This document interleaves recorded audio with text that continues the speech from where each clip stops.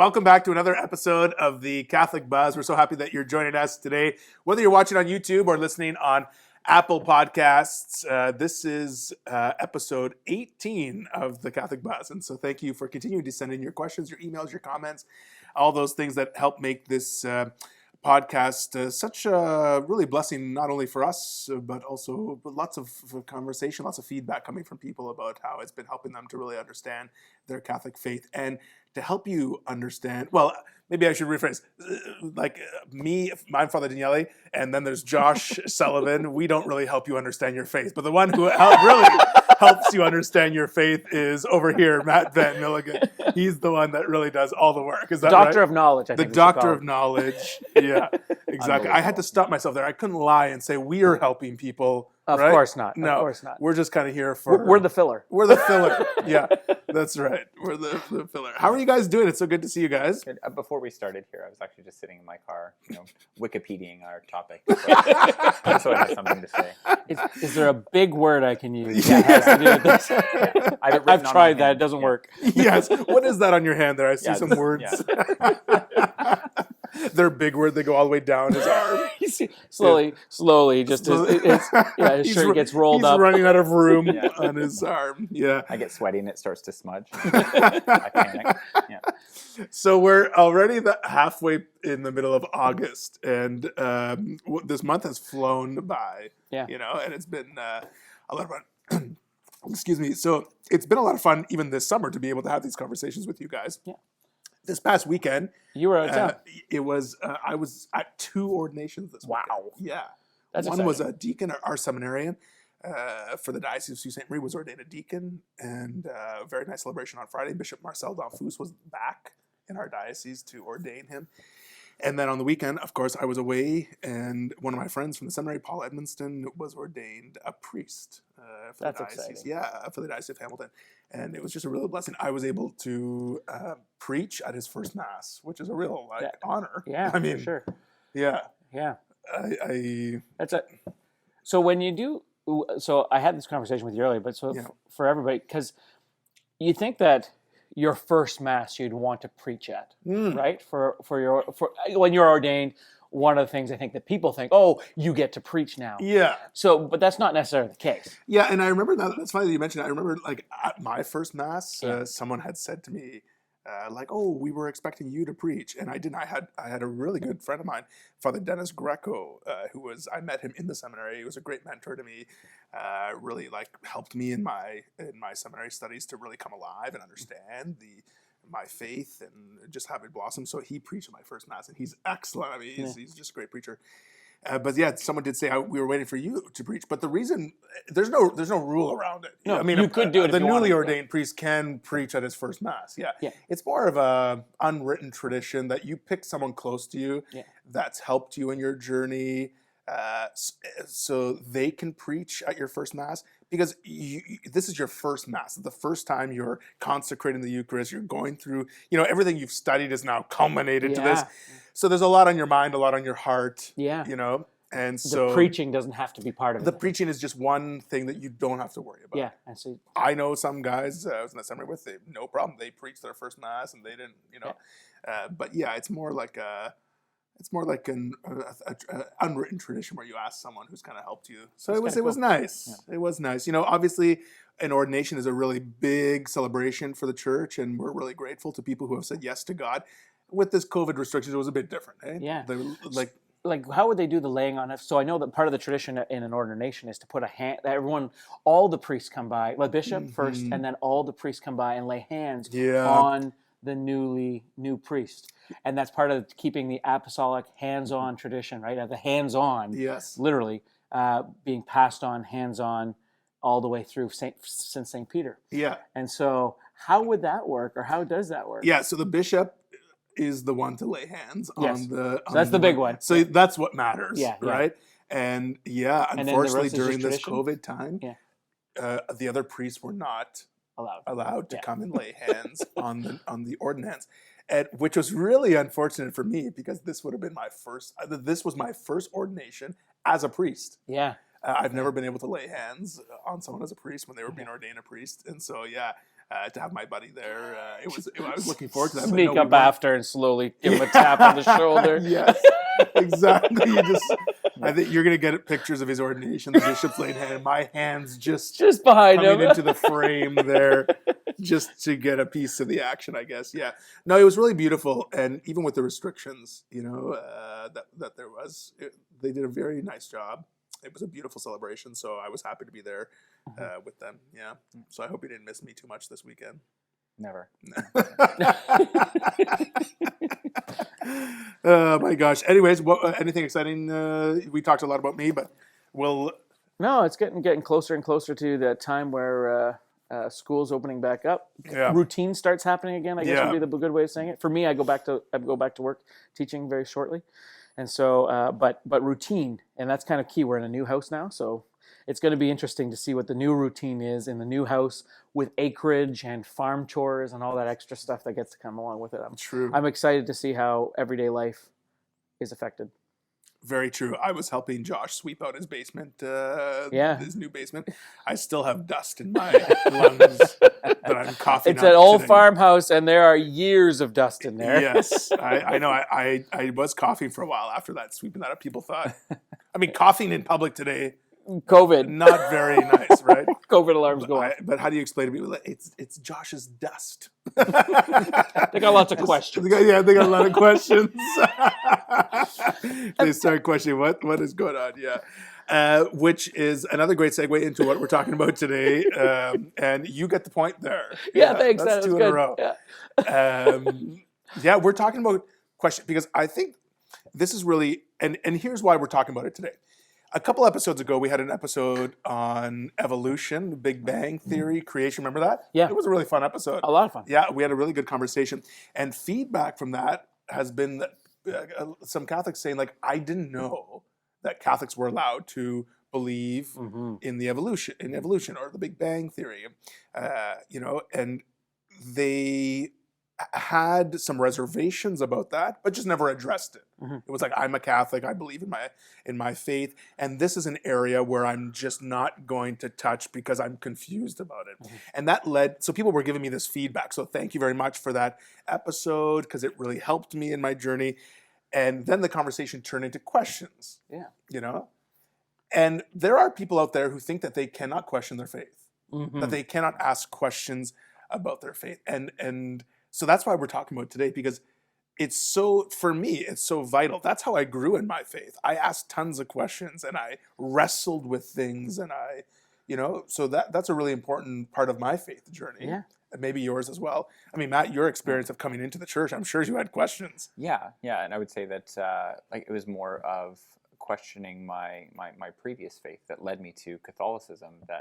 So I would be the first one to say that questioning your faith or questioning the ideas that you've been handed isn't actually a bad thing. And we'll get into it, but with a few kind of provisions on, questioning as though there were actual answers to your questions. Yeah. Questioning honestly, because questioning just to kind of put truth to the side or put truth away, or just reduces to skepticism pretty quickly. And that's not very. But constructive questioning, if you're intellectually honest, should lead you to truth. Yeah, and there's a few different things. I think that's true. Questioning to lead you to truth is the thing. Some people do just question things sort of rhetorically, just to throw it off to the side, or rebelliously. Yeah, exactly. Or play devil's advocate just to be provocative. Just for provocative the sake. Is my word. Yeah, provocative. I saw you glance down. Yeah. Then there's doubt, right? So questioning, there's doubt. People have doubts about their faith. That's a totally different thing, but also maybe we'll address that a little bit as well. But you mentioned something that I want to ask you about, because you did come from a different faith background. You had questions about that faith. So can you run us through sort of what that process was or journey was for you? Well, even jumping further back, and even kind of referenced last week, we talked about kind of early childhood formation and what effect that has on people.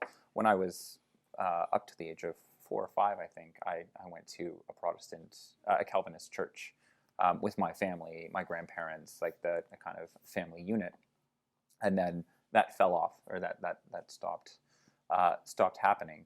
And it wasn't until I was probably 18 or 19 that I was able to start working at a Christian summer camp that my grandparents were associated with, that I was able to kind of reacquaint with with Christianity. But in the meantime, I had read all kinds of things. I had read a bunch of philosophical work. Like I really enjoyed ideas, and but I had read a lot of things that I had disagreed with just on kind of an intuitive base. Like I read a bunch of Nietzsche as a teenager, and I was just like, if this is the way the world is, it's not really something I want to be a part of that involved with. Yeah. So already questioning a lot of the things that I was given, or that this is wisdom. This is the wisdom of the age. This is being reintroduced or reacquainted with Christianity. I was like, okay, this is a context for all of the questions I'm asking about justice and evil and good, like higher kind of level questions that everybody kind of faces, or like as you're growing up, as you mature. But the environment for that was kind of a Calvinist Christian view. So then I became pretty well acquainted with that, very involved with Calvinist ministries, and ended up working at the same kind of summer camp I went to as a child. But then getting to a point where I was beginning to question some of the theological axioms of Calvinism itself, and running into some paradoxes and problems that ultimately kind of Catholicism was able to address. So yeah, again, from my perspective, that question, or that impulse to question, wasn't a bad thing, and I think ultimately led me to. Yeah, and Josh, I think that was something you said on last week's episode when we were talking. Like, the church is 2,000 years old. Yeah. There are answers to questions. There are answers. So let's look for them. Let's search for them. And then you, like, who had doubts about all these different things in your faith experience, were able to ask those questions, find those answers, and lead you to be fulfilled in your faith, right? I think there's a saying out there that converts make the best Catholics, right? And but I think that's true to a point. Not that converts necessarily make the best Catholics, but converts know, they searched for truth, they sought truth, they found truth, and that's why they make the best Catholics. Yeah. Because they looked for answers, and they found the answers, essentially in the Catholic faith. Yeah. Whereas in people like myself, I was raised Catholic. And so I was a cradle Catholic, and it wasn't until I had a similar experience, but when I was 18, and it wasn't, or 16, 17, 18, I should say, and it was actually with my wife. My wife was the one that was not Catholic, but she was Christian, and she had a deeper faith, I would say, than I did. I had more religion knowledge, but she had a deeper faith. And so, like, she started talking to me about, oh, well, like, I kind of like this girl, and she's like, will you pray every day? You do your devotions? I was like, yeah, of course I do my devotions, of course. And then I go home and be like, Mom, what's devotions mean? And then they're talking. So, oh, that means praying every day. Was, oh, okay. But then she started questioning the Catholic faith. Well, you're going to hell.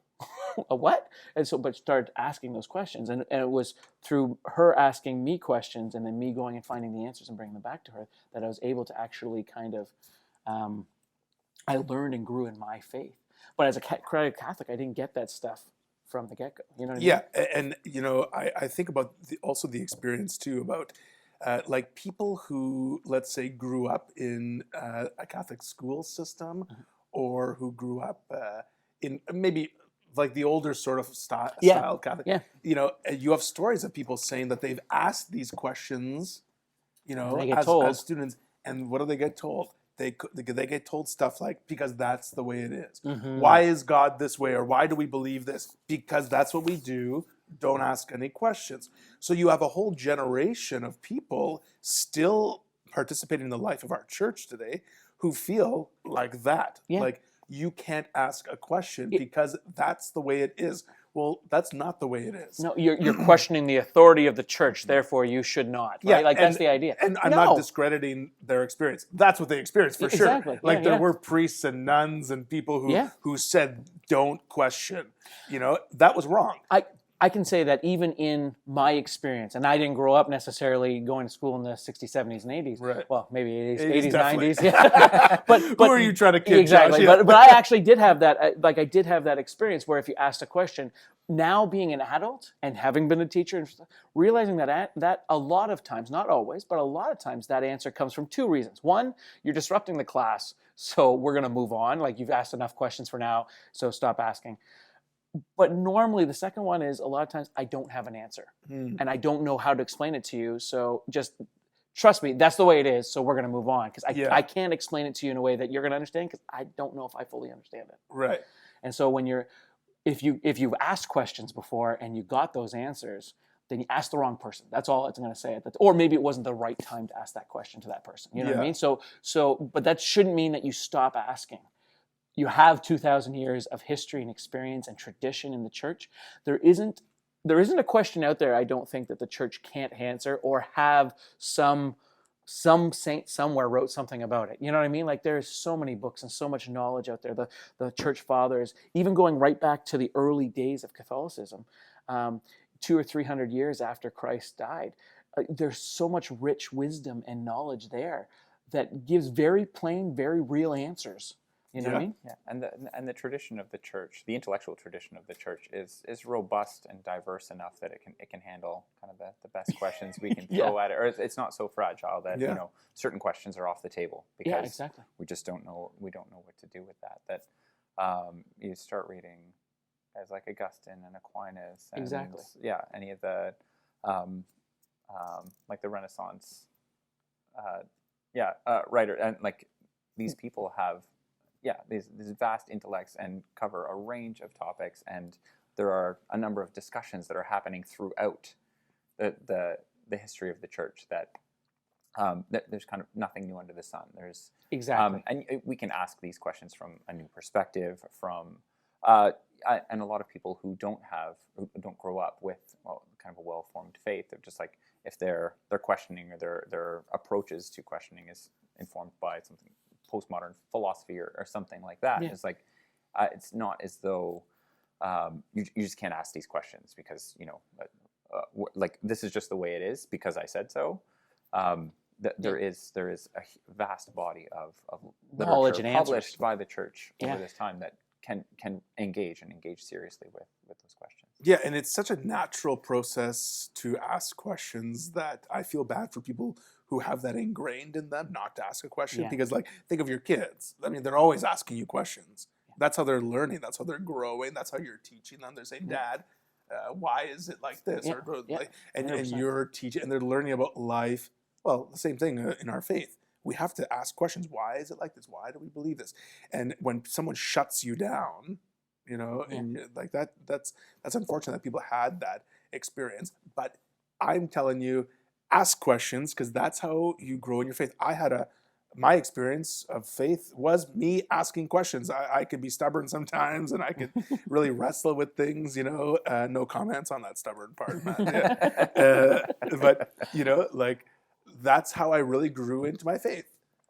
You have to delve into this stuff and read, like you said, there's so much rich teaching of the faith there that is just sitting there waiting for us to read and to experience. I think it's important to realize too. So the Israelites were God's chosen people, right?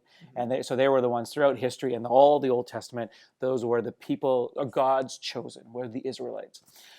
The Israelites come from they're named after Israel, which if we're going back in the Bible and stuff here, I'm getting into a little bit. I'm taking a different seat, put a different hat on here. It comes from Jacob. Jacob wrestled with God and then was named Israel. The Israelites were then the people that wrestled with God.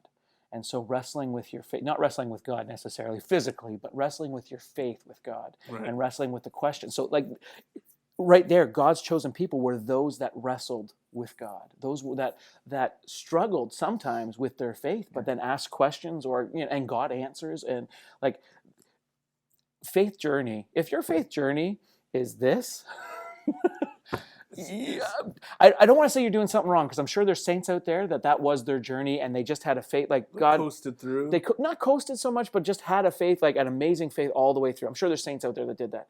But if your faith journey doesn't bring you through struggles of faith or questions or that kind of stuff, or when it does and you just put them to side, you're doing it wrong. Yeah, and just like we grow, like our questions surrounding faith should change, right? Yeah. Like the questions I asked today as an adult are different from what I asked as an adolescent or as a young adult or as a teenager, right? Yeah. So we have to always keep asking questions because we're in different life situations that bring new realities into our life. So what does the church say about these things? How can the church help me during this struggle, which are different from 20 years ago or 10 years ago? So, and then right now, 20 years from now, it's going to be different. Yeah. I mean, we're dealing, we talked a lot about on different parts of the podcast, different issues that are coming up today's world that we wouldn't have dreamed about talking about 20 years ago. Like, you know what I mean? And so the things that we're struggling with nowadays really help us dive in to what the church teaches, let's say on homosexuality or on drugs and partaking in drugs or like all these different things, or the Big Bang Theory for that matter. I mean, just what if the rule of thumb is don't question the church is the moral authority and they know, so you just have to listen. Mm-hmm. That's the wrong approach. And that might be the approach that some people in places of authority have given. But again, I would say that probably it comes from maybe a place of fear, but also just it wasn't the right time, wasn't the right person. You know what I mean? Right. Ask the right person. I mean, I do youth ministry, and you get questions right, left, and center all the time. And if I was to tell a teenager, no, that's the wrong question, you shouldn't be asking questions, mm-hmm. I don't think I'd have anybody at the youth group. Right. You know what I mean? Like they're very inquisitive. Exactly. They're looking for the people that they can trust. And if you don't have any, I mean, that's the other thing. People they can smell bull from a mile away. So they like when you're giving an answer, if you don't have an answer, say no. I don't have an answer for that. That's a great question. I don't have an answer. Yeah. That way it's not, you shouldn't ask. It's okay. Actually, I don't have an answer for that. Let's find out the answer. So on that topic, who do people ask? So you have questions about your faith. You have all these thoughts going through your mind. You're struggling with something internally. You don't have Matt's phone number on speed dial. Who do you call? Like who do you ask these questions to? Because what's happening now, remember this question if I go on a tangent. What's happening now is like you mentioned young people. We're asking maybe parents who don't know. Yeah. We're asking teachers who don't know. They don't have a large faith circle of friends. Maybe even adults. Maybe their families are not practicing. They're like, who do you go and ask? Because oftentimes I hear people say like, well, my sister-in-law told me about this, or that my this is uncle okay told me because, about this exactly. that the church teaches. And it's like, what? No, that's not at all what our understanding is. So where should you be going when you have these questions? And if the question is like, where should you be bringing your questions? There are, and a lot of it comes down to your disposition as well, I think. Like if you're inclined to do research yourself and actually go to sources, to encyclicals, to church documents, to the catechism, that there is some value to doing that research on your own. Yeah. But I've found kind of much greater value in asking those questions in a community of faithful Catholics who are also asking those questions. Not just I probably have some self-interest in kind of know-it-alls who. No, but like you don't want to go to somebody who presumes to just know all the answers. Exactly. And hopefully I wouldn't kind of give off that. Okay. No. But like that there's much more value in asking questions in a community than to going to because you have I would say kind of opposite tendencies, and neither of which are helpful. So you have the people who say, don't ask questions, just have faith. Yeah. And it's like treating these things as though they're antithetical. But then you also have that person who's just like, oh, I have all the answers. Right.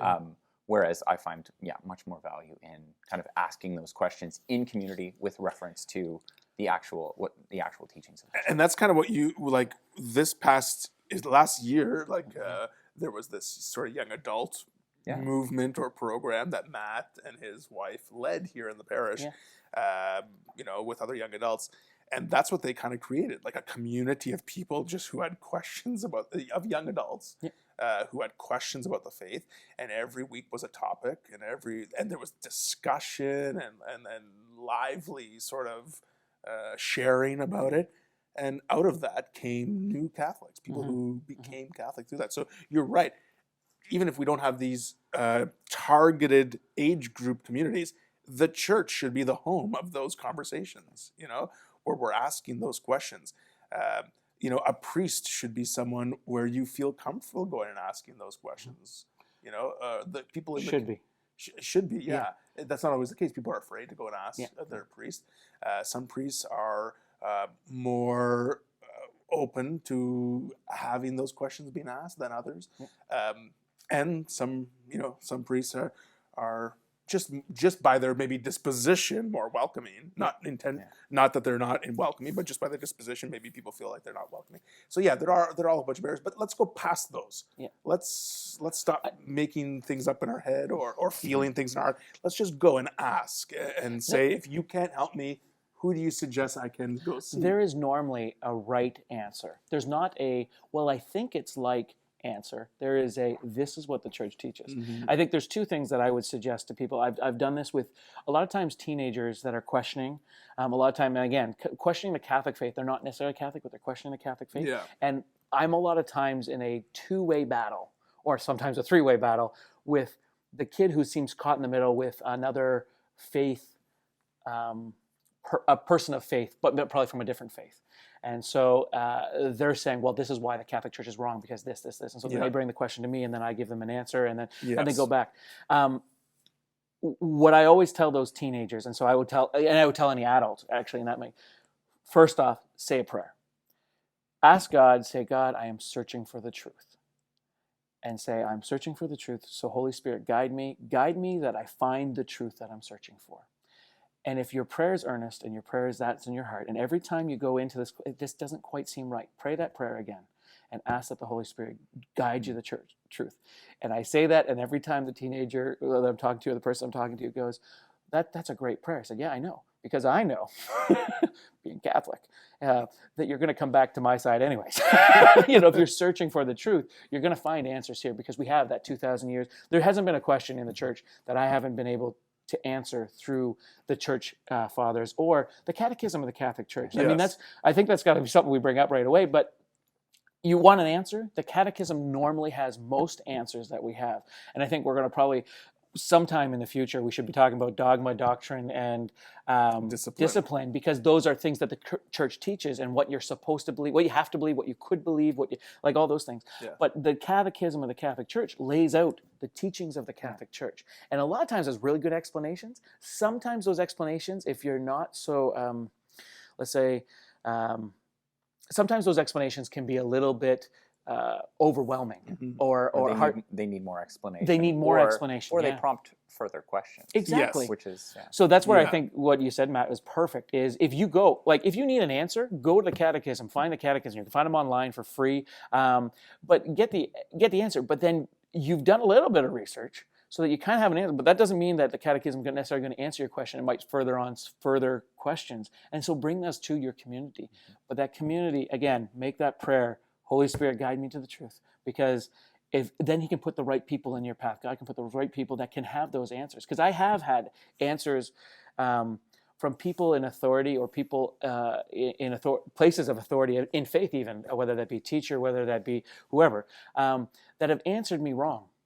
You know what I mean? And I've asked the questions, and they've even to the point of, well, no, and that's like completely heretical to what the church teaches. Right. And so making sure that but through that prayer of Holy Spirit guide me to the truth, something didn't sit right with me. So then I was able to ask somebody else, and I got the right answer. You know what I mean?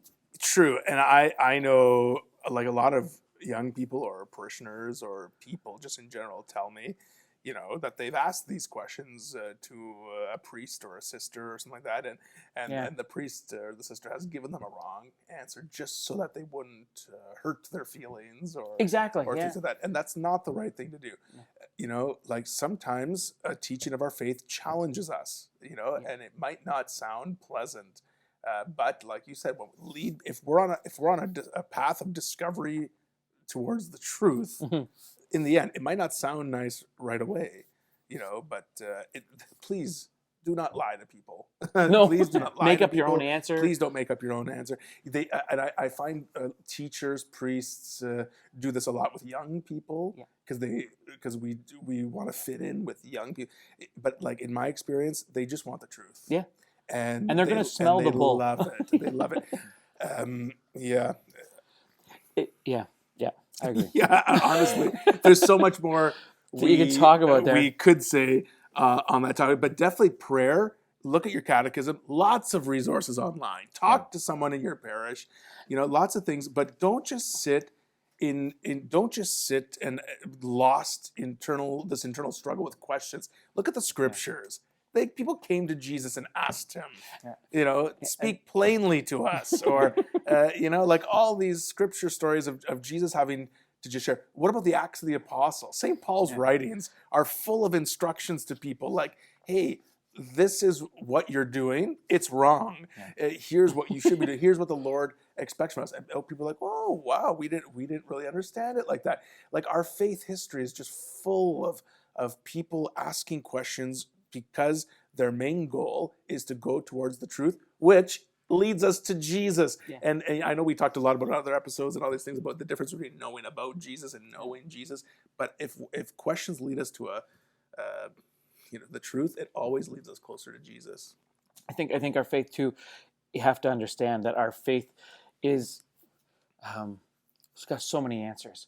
Nothing in the Bible is going to contradict anything in the Catholic Church's faith. Yeah, for sure. And nothing in the Catechism is going to contradict anything in the Bible, for that matter. And so, like, if there seems to be some kind of paradox that is not allowing this thought process to happen, you got to get the right answer. You got to figure it out, and there is answers out there. There are other places you can come to the podcast. Hopefully, we've answered some of those questions before. But also, we don't claim to necessarily quote the Catechism on everything that we've talked about. No, right?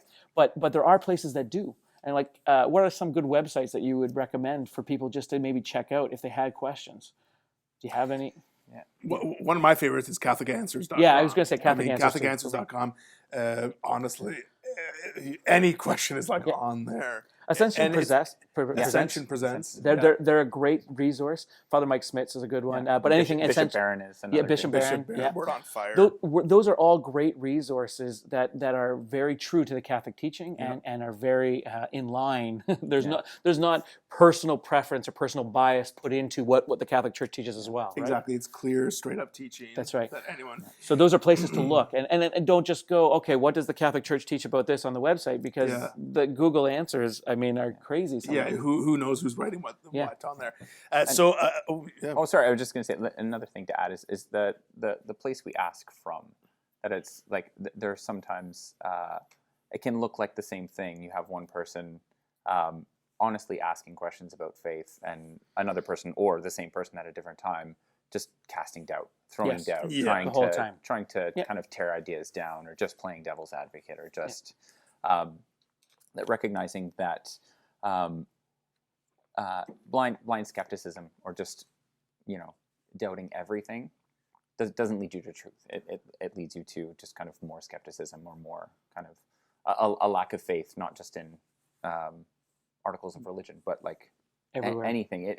It's a slippery slope to nihilism. So asking honestly, and engaging people who are asking those questions with you in a way that's accountable to the Church is the way to kind of find your way through. And doing it together with prayer. I think that was a good suggestion. So a challenge for this week is a simple one.